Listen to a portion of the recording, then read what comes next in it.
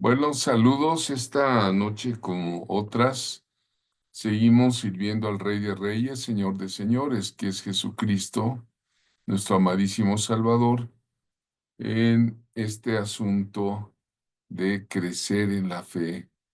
Mi ruego a Dios es que cada uno de ustedes, junto conmigo, yo también necesito crecer en la fe. Que crezcamos en la fe para que pues veamos este tema tan hermoso, ¿verdad? Yo no sé si alguna vez te han cuestionado tu ministerio. Cuando tú empiezas a servir a Dios, mucha gente, bueno, tiene libre derecho de, le llaman el beneficio de la duda, ¿verdad? Si realmente eres una persona llamada o no la eres, porque pues recuerden que Satanás se disfraza de ángel de luz y en medio de las congregaciones ha causado algunos problemas, ¿no? Pero en lo personal, quizá tú mismo alguna vez te has cuestionado tu ministerio, te dices, bueno, ¿realmente estoy llamado para servir al Señor? Pero ¿qué pasa cuando los parientes, cuando la iglesia, incluso los pastores y consiervos han cuestionado tu ministerio? A mí sí me ha pasado, a mí sí. Pero no te preocupes, a Jesucristo, el propio Hijo del Dios viviente, lo cuestionaron. Y permite decirte cómo. En esta clase, Jesús y su ministerio profético, el Señor Jesús, Yeshua, que significa su nombre en hebreo, Dios Salvador o Salvador con mayúscula, ¿no? Por sus enseñanzas, por sus señales y milagros. Jesús es considerado como profeta del Nuevo Testamento. Claro que es el Hijo de Dios, pero ministerialmente, bueno, también es considerado como apóstol porque él fue enviado. La palabra apóstolos es enviado, ¿sí? Pero también era Nabí, profeta. Y también era rabí, que significa maestro, ¿verdad? Es evidente que él también mismo se consideraba a sí mismo como profeta.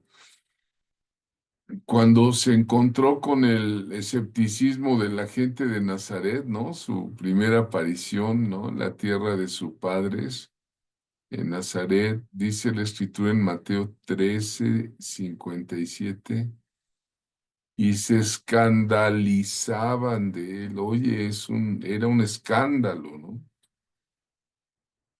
Pero el Señor Jesús les dijo, no hay profeta sin honra, sino en su propia tierra y en su casa. Muchas veces es nuestra tierra, nuestro entorno, nuestra nacionalidad, nuestra familia, que nos mueven la honra de Dios. Pero a Dios nadie lo deshonra y si Él nos llamó, pues pase lo que pase, nosotros seguimos adelante. Vamos a ver a Jesús y su ministerio profético. Tendremos que pasar desde el monte Sinaí, como está en la gráfica, ¿verdad? El monte Sinaí o el monte Horeb es el lugar donde, según el Antiguo Testamento, Dios eterno entregó a su siervo, el profeta Moisés, los 10 mandamientos. Y allí le habló muchos mandamientos más, pero el Eterno le habló de Yeshua como profeta con Moisés. Entonces, es Jesús el profeta de un mejor pacto que el Antiguo Testamento, el Antiguo Pacto, ¿no? La venida del Mesías, ¿no? Cuando los fariseos le preguntaron a Juan el Bautista si él era el profeta, no sé si tiene la bondad alguien de buscar Juan 1:21 y quita su micrófono. Vamos a ver cómo llegan los fariseos, los religiosos de la No, época de Jesucristo, se acercan con el Bautista que ya bautizaba y le preguntan, ¿eres tú el profeta? ¿Cómo dice hermana Sonia, por favor? Juan 1:21. Y le preguntaron, ¿qué pues? ¿Eres tú Elías? Dijo, no soy. ¿Eres tú el profeta? Y respondió, no. Y le dijeron, pues, ¿quién eres? Para que demos respuesta a los que nos enviaron. ¿Qué dices de ti mismo? Dijo, yo soy la voz de uno que clama en el desierto, enderezad el camino del Señor, como dijo el profeta Isaías. Sí, gracias. Aquí lo que resalto es que le preguntan, ¿eres tú el profeta? Esto quiere decir que el pueblo judío estaban esperando al profeta, se estaban refiriendo a ese pasaje de la Escritura donde Dios le dice, y quedó registrado en Deuteronomio 18:15, le dice a Moisés que iba a levantar un profeta como él. Los judíos religiosos del tiempo de Jesús decían, no hay nadie mayor que Moisés, nadie. Por medio de él, Dios ha dado la ley. Recibimos la ley, la Torá. Nosotros cristianos contemporáneos hoy le decimos el Pentateuco, los 5 libros, ¿verdad? Génesis, Éxodo, Números, Levítico, Deuteronomio, Pentateuco.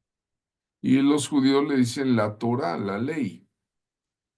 Pero Moisés fue la persona que Dios utilizó para transmitir todo ese grandioso sistema religioso israelita que ellos manejaron con el Mishkan, el tabernáculo, los sacrificios, las ofrendas, los diezmos, todo lo que ellos, ¿no? Pero estaban conscientes también que Dios había dicho que vendría otro profeta como Moisés, y a Moisés lo tenían en muy grande estima. Vean ustedes, él recibe de Dios 2 tablas de la ley. En Deuteronomio 18:15 está escrito, profeta de en medio de ti, de tus hermanos, como yo, te levantará Jehová tu Dios. A él oiréis. Fíjate, profeta de en medio de ti, es decir, del pueblo de Israel, de tus hermanos. Dice, como yo, te levantará Jehová tu Dios, a él oiréis. Ahora ve Deuteronomio 18 y 19. Profeta les levantaré de en medio de sus hermanos como tú, y pondré mis palabras en su boca, y él les hablará todo lo que yo le mandare. Mas a cualquiera que no oyere mis palabras, que él hablar en mi nombre, yo le pediré cuenta. ¿Puede usted ver qué importante es esta palabra? Que Dios le profetizó a Moisés que vendría un profeta como él y que el que no lo oyere, Dios le tomará cuentas, ¿no? ¿Quién es este profeta? Pues déjeme decirle que en el Nuevo Testamento uno de sus seguidores un muchacho que se llamaba Esteban. En el libro de Hechos dice, él es el profeta, para afirmar, apoyar esta afirmación de que Jesucristo es realmente el Hijo de Dios, el Mesías, en Hechos 7:37. La venida de Jesucristo a la tierra no fue una idea así de un momento que le surgió a Dios y ahí les mando a mi hijo. No, el omnipotente, el que todo lo sabe, ya lo había predicho, ya lo había profetizado. El Señor es parte del plan original de Dios y pues cuando Él dijo, conoceréis la verdad y la verdad os hará libres, y cuando Él dijo, yo soy el camino, la verdad y la vida, los que confiamos en Él estamos seguros, porque hoy día pues hay tantas cosas y falsos profetas y falsos cristos, falsos maestros, ¿no? Falsas religiones enteras, ¿no? Entonces, vamos a ver. Jesús el Señor cumplió durante su ministerio terrenal el oficio de profeta. Jesús mismo se llamó profeta durante su ministerio terrenal. En Lucas 13:33 dice, el Señor mismo está hablando con los suyos y le dice, sin embargo es necesario que hoy y mañana y pasado mañana siga mi camino, porque no es posible que un profeta muera fuera de Jerusalén. Fíjate. Él ya estaba prediciendo su propia muerte ahí en Jerusalén, ¿sí? Ahora, yo creo que una de las religiones muy importantes y que cada día va tomando más dominancia, no solamente en Europa, por la migración fuertísima que hay de gente del Medio Oriente hacia Europa, eh, y también hacia los Estados Unidos. De hecho, aquí en México ya hay, ¿cómo se llama? Mezquitas, templos de musulmanes, sobre todo en Chiapas ya empiezan a proliferar. Pero aún el Corán reconoce a Jesús como profeta de Dios. Ahora, ojo, ellos no lo reconocen como el Hijo de Dios, porque dicen que Dios no puede tener hijos directamente. Pero el Islam sí reconoce la existencia de Jesús de Nazaret, le considera un profeta, no el Hijo de Dios. Y le llaman Isha. Entonces, en esa religión que son muchas naciones, sobre todo desde el Medio Oriente y de África, ¿no? Eh, ellos reconocen que pues es uno de los mensajeros de Dios y lo respetan como profeta, ¿no? Es como los testigos de Jehová, por ejemplo. Dicen que el Espíritu Santo no lo reconocen como una persona. Los testigos lo reconocen como una fuerza activa, como una energía, no sé si decir la luz, el calor, como una energía, no lo ven como una persona capaz de morar en nuestros corazones. Entonces, vean ustedes, según el Islam, se debe de creer en Jesús como profeta, pero no venerarle de ninguna manera como hijo de Dios, ¿no? En el Islam se menciona 25 veces más a menudo por su nombre, Isha, que al propio Mahoma. Vean ustedes. Por eso creemos que cuando venga la conversión masiva de judíos, también muchos religiosos del Islam se van a convertir. Bueno,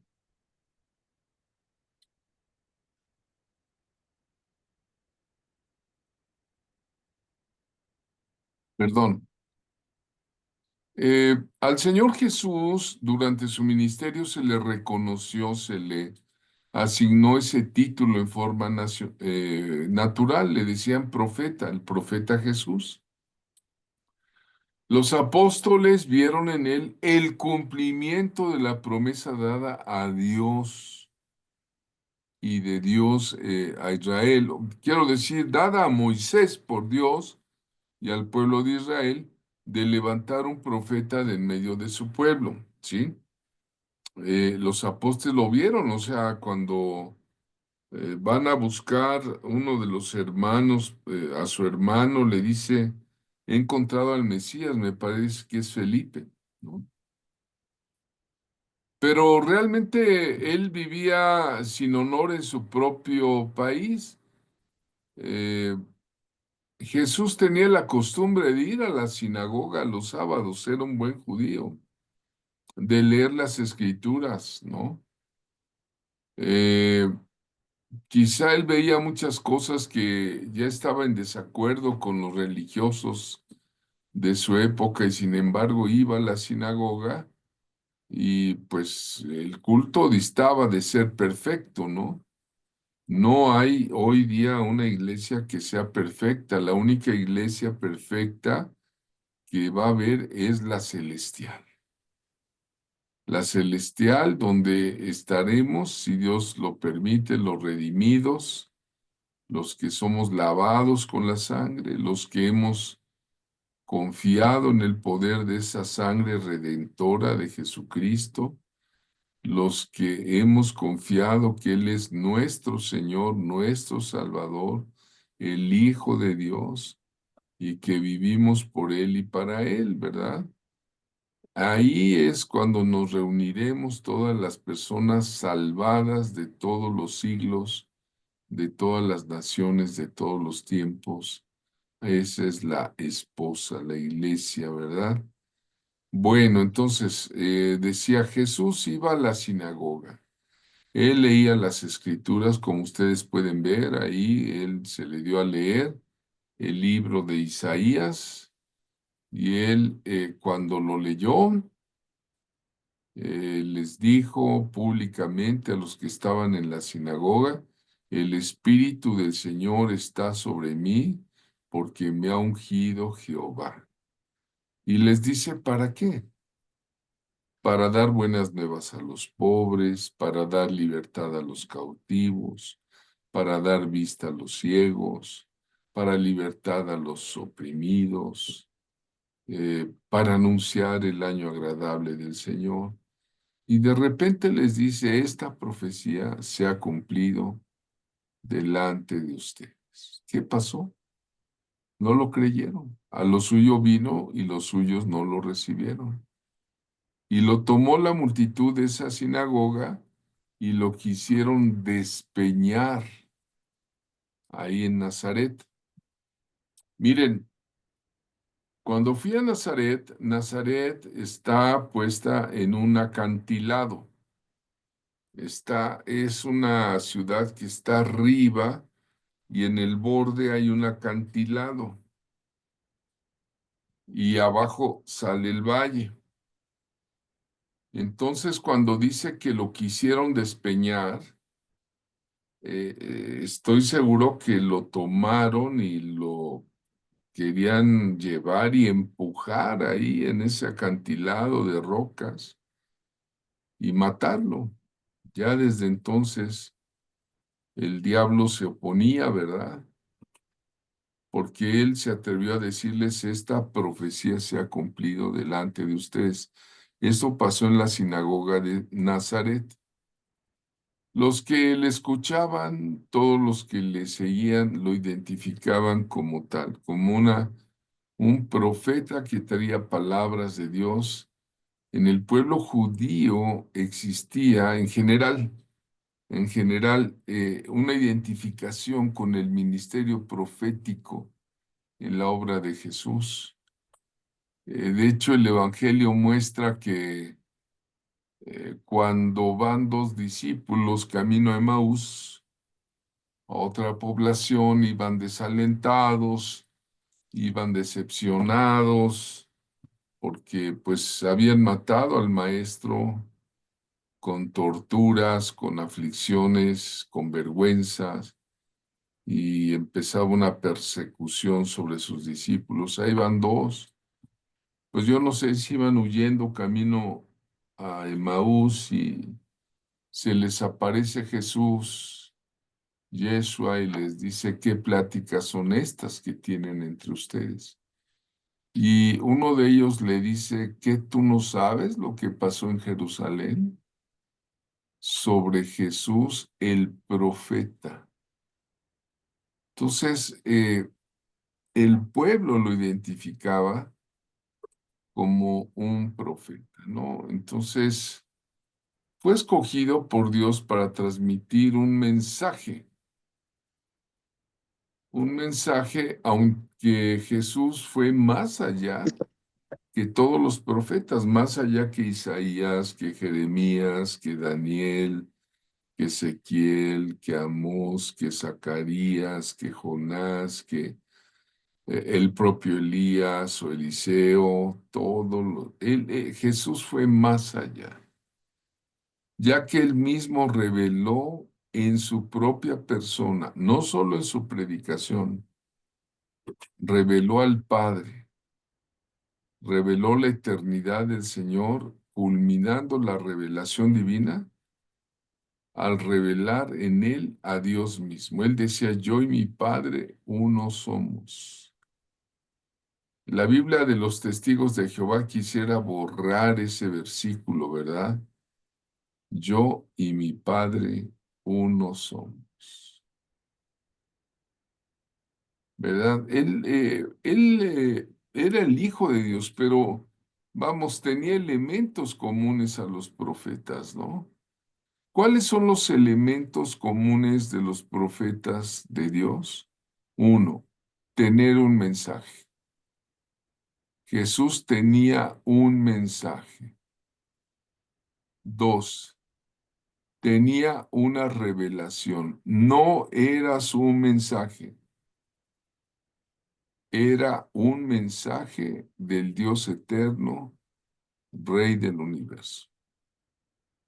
Era un mensaje, una revelación del Espíritu Santo. Y su obra fue totalmente profética. Hay más de 300 versículos del Antiguo Testamento cumplidos en la vida de Jesucristo. Toda su vida fue profética.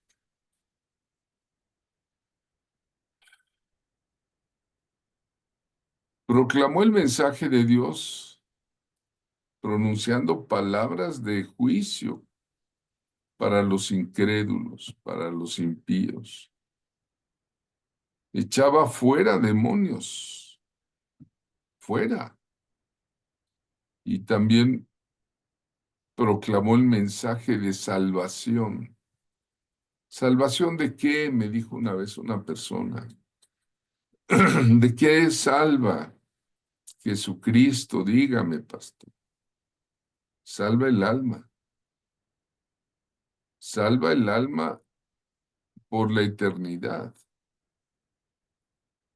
Eh, Salva de la condenación del infierno, ¿verdad? Él tenía elementos comunes a los profetas. ¿Cómo exhortaba él, verdad? Vemos en Mateo 7, 1, 5 su forma, ¿no? De exhortar. Pero él exhortaba desde el punto de partida de la santidad. No juzguéis para que no seáis juzgados. Porque con el juicio con que juzguéis seréis juzgados, y con la medida que midáis se os medirá.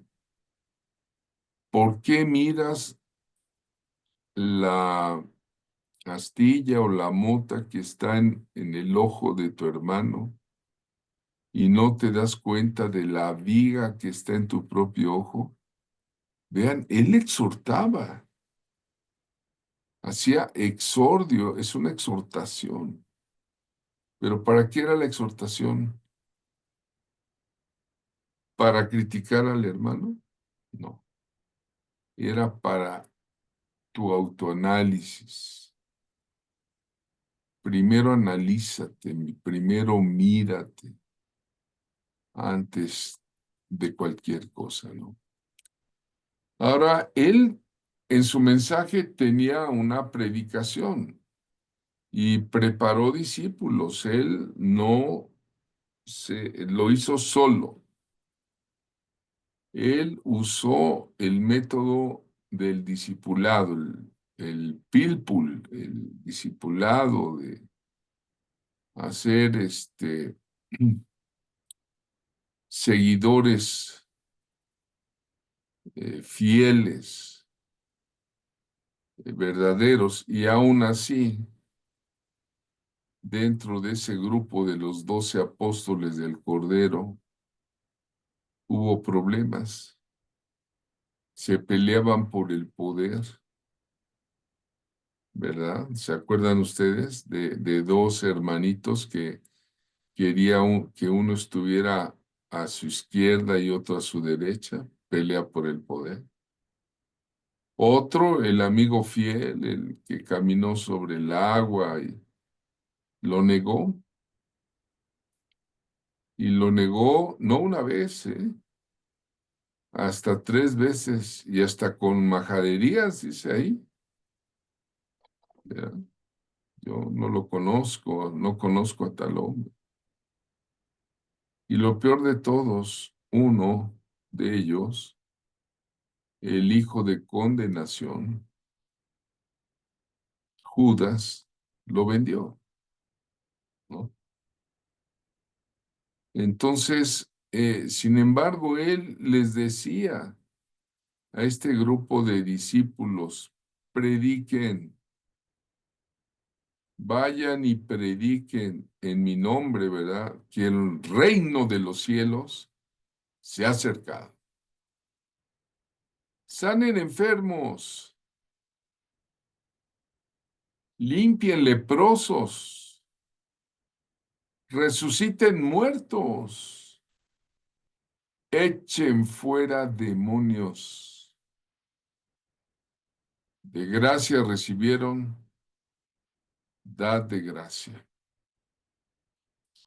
Quiero recordarte que todo lo que Jesucristo ha hecho por ti, todo lo que has recibido de Él, tú lo puedes poner a su servicio. Y si tú pasaste por una liberación de demonios, ahora, si tú amas a Jesucristo, estás en el Espíritu Santo y estás en la verdad, bien puedes echar fuera demonios. De gracia recibiste, dad de gracia. Si tú estuviste enfermo, y fuiste sanado por Él, por la fe, pues también predica esa misma fe, ¿verdad? Entonces, el mensaje de Jesús como profeta eh, provenía de su autoridad. Era alguien con autoridad espiritual. Hay un libro muy hermoso, clásico, si pueden conseguirlo en una librería cristiana. El autor se llama Watchman Nee. Es un chino, Watchman Nee. Es muy famoso en los ámbitos de escritores cristianos, Watchman Nee. Y se llama Autoridad Espiritual, ¿verdad? Eh, Jesús, más que decir esa fórmula introductoria que usamos a veces los profetas, así te dice el Señor, él decía, oísteis que fue dicho, pero yo os digo. O usaba otra forma que decía, de cierto te digo, que quiere decir de verdad, ¿eh? De verdad te lo digo. Y el mensaje de Jesús, el Hijo de Dios, siempre va a realizar una llamada al arrepentimiento para mostrarnos el amor de Dios. Sin arrepentimiento no hay salvación. Usted puede hacer todas las obras que quiera y decir, lo hago para el Señor, soy una excelente persona, shalala. Usted no tiene eh, nada que hacer para comprar su salvación. No es posible.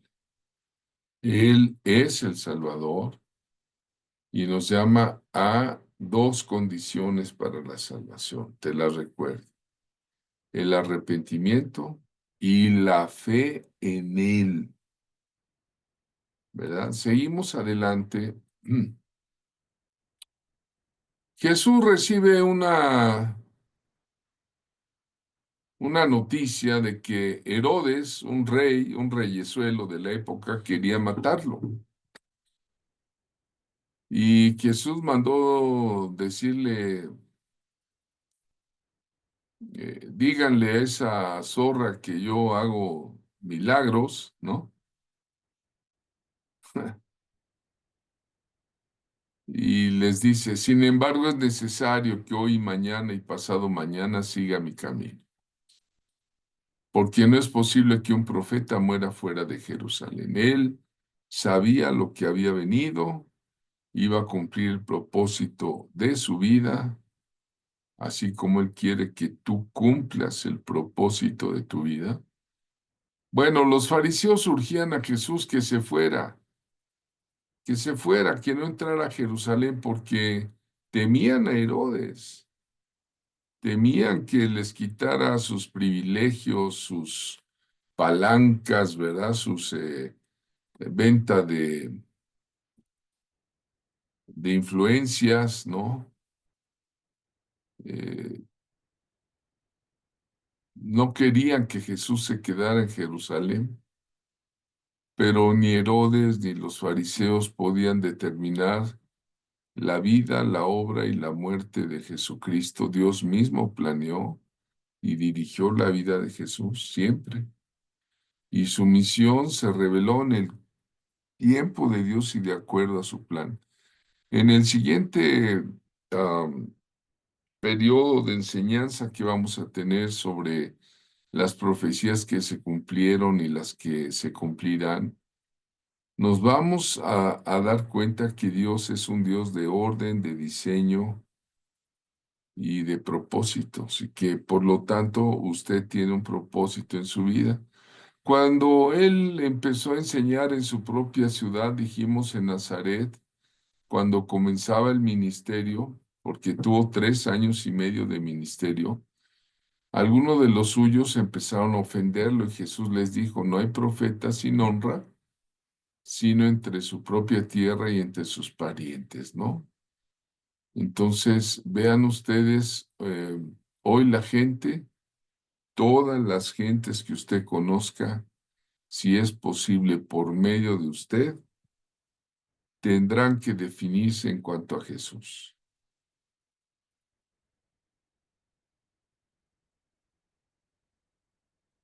Dios anunció a Jesús el ungido en boca de sus santos profetas desde tiempos antiguos. En Hechos 7:37 dice Esteban, antes de que lo apedrearan, qué lamentable, ¿no? Esa persecución. Este Moisés es el que dijo a los hijos de Israel, profeta os levantará el Señor vuestro Dios de entre vuestros hermanos, como a mí él oiréis, a él oiréis. Aquí está la muestra de que sí, Moisés era un redentor, un libertador del pueblo de Israel. Y él, eterno, iba a levantar un profeta, también libertador, un redentor. Miren, yo les puedo decir que Dios se compadece de los problemas de su pueblo. Él se compadece y nos ha dado la gracia, ¿no? En los días de Moisés, el pueblo gemía porque tenían 400 años ya de cautiverio, sirviendo a falsos dioses, en la idolatría. En Egipto era una sociedad totalmente malsana en cuanto a la vida espiritual. Eh, Había más idolatría que hechicería, todo eso. Y el pueblo de Dios eran esclavos. A chicotazos los pusieron a construir, ¿verdad? Monumentos, pirámides, ¿no? Y, y mataban a los niños, los echaban al río Nilo, ¿no? Entonces Dios oyó los gemidos de su pueblo y la liberación de ese pueblo brota de la compasión y dice que como Moisés, el Señor iba a levantar otro profeta como él, ¿verdad? Y esa es la liberación espiritual que Cristo hizo por nosotros. Él vino a este mundo y vean, la gente de Jerusalén reconoció que Jesús era un profeta. Cuando entró en la ciudad de Jerusalén, fue proclamado rey, ¿eh? Rey, rey, o sea, eh, por eso cuando Pilatos lo mata, manda pintar una tabla donde estaba su causa en 3 idiomas. El rey de los judíos en latín, el rey de los judíos en griego y el rey de los judíos en hebreo, para que todos supieran que al que estaban sacrificando, inmolando, torturando, era el rey de los judíos, pero era más que el rey de los judíos. Era el rey de reyes, señor de señores, creador del universo. Bueno, pero cuando entró a Jerusalén, la gente, ¿verdad? Se conmovió y se preguntaban, ¿quién es este, verdad? Cuando entra en un burrico, en un pollino, hijo de asna, ¿quién es este? ¿Quién es este? Y la gente que decía, este es Jesús, el profeta de Nazaret de Galilea. El Señor en sus palabras, en su doctrina, mostró que había venido no para destruir, sino para amar. Vino para perdonar al pecador, para que se arrepintiera verdaderamente de corazón ante Dios de la clase de vida que había llevado. En ese sentido, no vino a condenar, sino vino a salvar. Jesús no vino por la fuerza de las armas. Muchos esperaban un guerrero poderoso como fue David, ¿no? Le decían hijo de David, pues pensaban que no.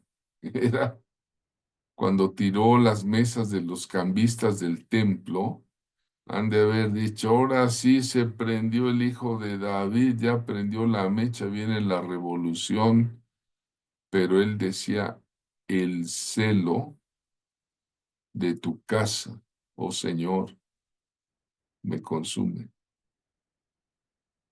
Él tiene un corazón celoso para Dios y ustedes lo han convertido en cueva de ladrones. Entonces, pensaban que venía con la fuerza de las armas, pero no, él venía con la fuerza del amor. Y no hay mayor amor que este, que uno ponga su vida por sus amigos, ¿no? Entonces, estas son las credenciales de Cristo, ¿no? Esta es la invitación de Cristo a toda la gente. Vengan a mí, vengan a mí. Y pues no es que él quisiera que le abrieran las puertas de los palacios o las puertas de todo Jerusalén o las puertas de todo México, no, las puertas de los corazones es lo que él quiere, ¿verdad? Entonces, él sigue siendo y siempre seguirá alguien. Ahora, los sacerdotes supremos, los fariseos, cuando Jesús se dirigía a ellos en parábolas, ellos entendían que hablaba de ellos, ¿no? Y hasta buscaban cómo echarle mano, cómo apresarlo, pero temían al pueblo porque éste le tenía por profeta. Vean ustedes, los sacerdotes querían matarlo, pero si lo tocaban, pues se les iba a venir encima y hasta los linchaban a ellos, ¿no? Porque el pueblo lo tenía por profeta. Qué amor del pueblo, ¿verdad? Jesús conocía muy bien las escrituras y a los profetas, ¿no? Dice, en el último y gran día de la fiesta, ¿cuál fiesta? La de los tabernáculos. ¿Mm? Por eso nosotros, como pueblo profético, celebramos las fiestas bíblicas, no porque seamos judíos ni queramos judaizar, no confundir, por favor. En el último y gran día de la fiesta, Jesús se puso en pie y alzó la voz diciendo, si alguno tiene sed, venga a mí y beba. El que cree en mí, como dice la Escritura, de su interior correrán ríos, ríos de agua viva. Esto dijo del Espíritu que habían de recibir los que creyesen en él, pues aún no había venido el Espíritu Santo porque Jesús no había sido glorificado, ya ha sido glorificado. Ya vino el Espíritu Santo. Ya está aquí en nuestros corazones, ¿verdad? Entonces dice, sigo con la lectura, entonces algunos de la multitud, oyendo estas palabras, decían, verdaderamente este es el profeta, ¿verdad? Sí. Juan relata su encuentro con la mujer samaritana cuando le dice, dame de beber y pues hay un diálogo entre esta mujer y Jesucristo. Y el Señor, pues con esos dones de revelación que tenía el don de ciencia, ¿verdad? Es uno de los dones del Espíritu Santo muy hermosos, muy bonito. Y con ese don de ciencia le explicó su pasado a la mujer, le dijo, ¿verdad? Bueno, porque ella decía, es que no tengo marido. No, no, no. El que no tienes no es tu marido. Y bien dices, porque has tenido 5 maridos. No se conocían. Y Jesús, por el don de ciencia, le dijo, esto ha pasado en tu vida. Y entonces, ¿qué le dice la mujer? Señor, me parece que tú eres profeta, ¿verdad? Entonces, vean ustedes que la revelación es parte del ministerio profético de Jesús, ¿no? Eh, La palabra de Jesús tenía poder, o sea, la palabra que él decía y también nos ha otorgado a los que tengamos esa fe. Llegó un leproso, fíjense qué terrible y qué dramático es este relato, que le dice, Señor, si quieres, puedes limpiarme. Y Jesús dijo, quiero. Qué hermoso, maravilloso, bondadoso corazón el de Jesús. Quiero limpiarte. Señor, si quieres, puedes limpiar. Bien. Y Jesús extendió la mano y le tocó diciendo, quiero ser limpio.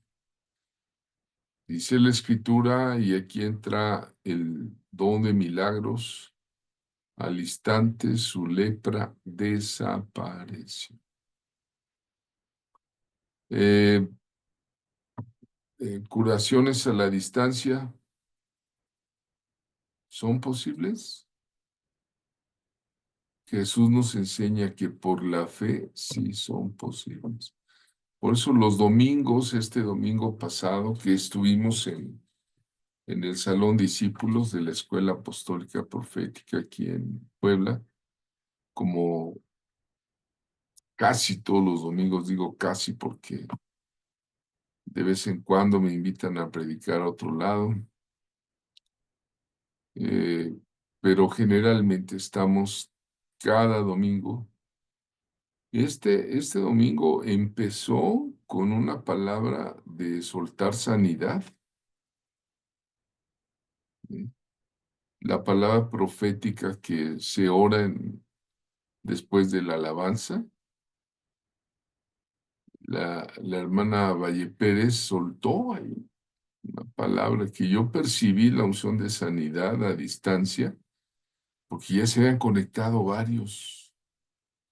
Y terminó también la reunión con otra palabra de sanidad a distancia. Sanidad a distancia, sí. En Mateo 8:13 dice, entonces Jesús dijo al centurión, ve como creíste, te sea hecho, y su criado fue sanado en aquella misma hora. Es el caso de un centurión, un principal romano, se acerca a Jesús, sabía que él tenía un poder sanador y le dice, pues mi siervo está enfermo,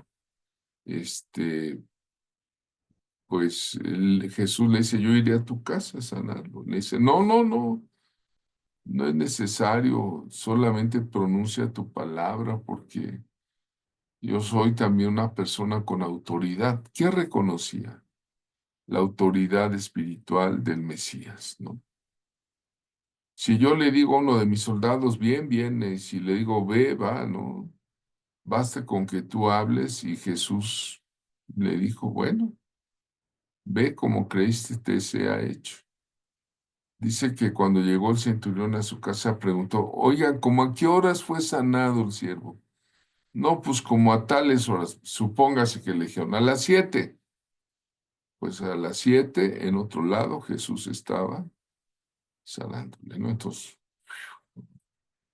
vean ustedes la palabra, ¿no? Jesús amaba a los niños. Yo creo que nosotros, usted si es padre, si es abuelo, puede hacer oraciones predictivas. Un día de estos les voy a enseñar más a fondo en el libro Introduciendo, Implantando el Ministerio Profético, que es el que sigue de este libro. Se habla un poquito más de la oración predictiva. En lo personal, el Espíritu Santo me enseñó a usarla. Y si nosotros podemos hacer oración predictiva sobre los niños, sobre las niñas, que son una generación hoy muy, muy, muy convulsionada, que necesitan ayuda. Quizá, mire, le voy a dar un consejo, quizá usted no lo tome así como que es muy cristiano, que no soy muy religioso, no sé, tómelo. Pero varias personas, no solamente mi esposa, me dijeron, oiga, ¿por qué no ve la serie que está en la televisión de Netflix? Bueno, pues que se llama Adolescencia, que es el número uno ahorita en Netflix, ¿no? O sea, yo dije, bueno, pues la voy a ver, tanto me dicen. Empecé a verla y me di cuenta, ¿verdad? Híjole, que está muy fuerte, ¿eh? Y es no tiene nada que ver con pues con el cristianismo bíblico, pero sí tiene que ver con la humanidad, con los niños, con los jóvenes, ¿no?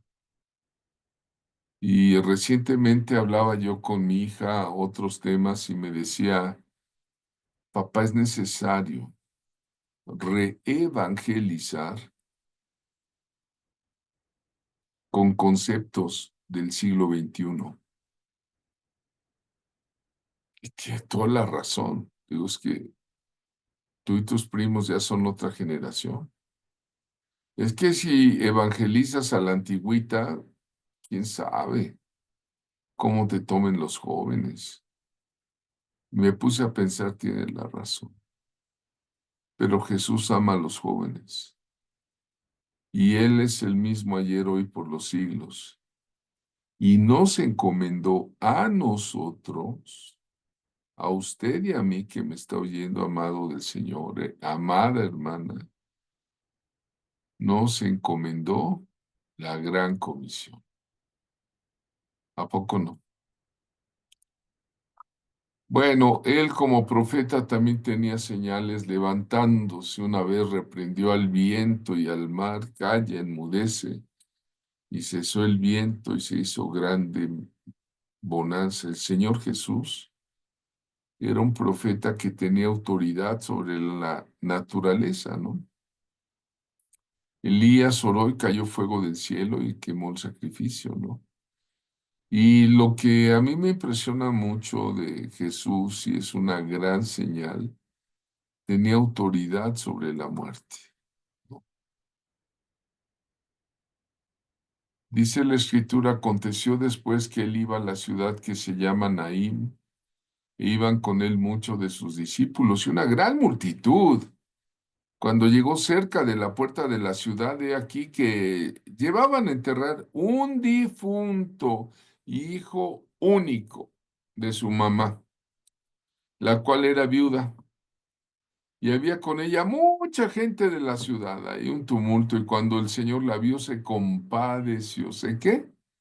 Se compadeció de ella y le dijo: no llores. Y acercándose, tocó el féretro, y los que lo llevaban se detuvieron. Y le dijo: joven, a ti te digo, levántate. Entonces se incorporó el que había muerto y comenzó a hablar, y él se lo dio a su mamá. Y todos tuvieron miedo y glorificaban a Dios y decían: un gran profeta se ha levantado entre nosotros. Vean que no decían un gran apóstol, no decían un gran maestro, no, el pueblo decía: un gran profeta se ha levantado entre nosotros. Y Dios ha visitado a su pueblo y se extendió la fama de él por toda Judea y por toda la región de alrededor. ¿Cómo no? Pues levantar un muerto no es cualquier cosa. Solo el poder de Dios podía hacerlo, ¿verdad? Pero él quería demostrar que es Señor no solo de la vida, también es el Señor de la muerte, porque la ha vencido a la muerte, ha triunfado del sepulcro, ha triunfado y ha prometido que porque Él vive, los suyos también vivirán. Yo creo que veré milagros de resurrección. De hecho, creo que vi algunas cosas santas, poderosas ahí en la pandemia de COVID-19. Bueno, vamos a ver adelante. Jesús tenía autoridad para hacer milagros, ¿verdad? Peces y panes. Ahora que vimos el tema de la unción de multiplicación, no es más explicación de lo que ya vimos en este curso, ¿verdad? Pero aquellos hombres, viendo la señal que Jesús había hecho, dijeron: este verdaderamente es el profeta que había de venir al mundo. El mensaje de esta clase es que puedas entender el ministerio de Jesús como profeta. La gente decía, este verdaderamente es el profeta que había de venir al mundo, pero entendiendo Jesús que iban a venir a apoderarse de él y hacerle rey, se volvió a retirar al monte él solo. Le gustaba la soledad. ¿A cuántos les gusta la soledad para estar en la presencia? ¿Verdad? Entonces, hermanos, Jesucristo construyó una nueva generación profética, una red de profetas en el mundo, porque en Efesios 4, 11, 12, y esta red de profetas es para todos los tiempos y todas las naciones. Ojo, también va a haber falsos profetas, ¿eh? Pero si hay falsos, también debe haber verdaderos profetas. Porque está escrito que él mismo constituyó a unos apóstoles, a otros profetas, a otros evangelistas, a otros pastores y maestros, a fin de perfeccionar a los santos para la obra del ministerio, para la edificación del cuerpo de Cristo, ¿verdad? Entonces Jesucristo como profeta, ¿no? Una ocasión, Juan, el escritor del Apocalipsis, el anciano escritor en la isla de Patmos, tiene una visión con un ángel y es tan tremenda esta visión que dice, yo me postré a sus pies para adorarle. ¿Y qué le dice el ángel? Mira, no lo hagas. Yo soy consiervo tuyo. Nosotros somos consiervos de los ángeles y los ángeles espíritus ministradores de aquellos que son herederos de la salvación. Yo soy consiervo tuyo y de tus hermanos que retienen el testimonio de Jesús. ¿Cuántos aquí en el grupo retienen? No dice tienen, ¿eh? Retienen. Retienen el testimonio de Jesús. Pero ¿qué más le dice el ángel? Adora a Dios porque el testimonio de Jesús es el espíritu de la profecía. ¿Mm? Así que, pues hay un testimonio ahí, ¿verdad? Nunca dejemos de entender, de proclamar, de vivir con nuestros hechos, ¿verdad? Que Él es el camino, la verdad y la vida. Pues esta noche terminamos y vamos a darle pauta a los comentarios de cada uno de los hermanos. Siento que hay muchas necesidades de oración y testimonio.